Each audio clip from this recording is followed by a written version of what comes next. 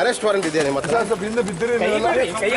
BJP leader Manikant Rathore, जिनका दावा है कि नेशनल हाईवे 150 मालागट्टी चित्तापुर में उन पर हमला किया गया था, कलबुर्गी पुलिस की तहकीकात से पता चला है कि उन्होंने एक एक्सीडेंट को हमला बताया है। इस हादसे के गवाह और राठौर के साथी ने जुडिशियल मजिस्ट्रेट के सामने ये बयान दिया है। Kalburgi superintendent of police Adduru Srinivasalu ने मीडिया से खिताब करते हुए इंकशाफ किया है कि यादगीर जिले के चेपाटला गाँव के करीब राठौर की गाड़ी दरख्त से टकराने की वजह से वो जख्मी हुए थे, लेकिन राठौर ने गलत दावा किया है कि चित्तापुर में शरपसंदों ने उन पर हमला किया था। तहकीकात में ये बात भी सामने आई है कि एक्सीडेंट वाली कार को मरम्मत के लिए हैदराबाद तेलंगाना भेजा गया था। मामले की मजीद तहकीकात जारी हैं।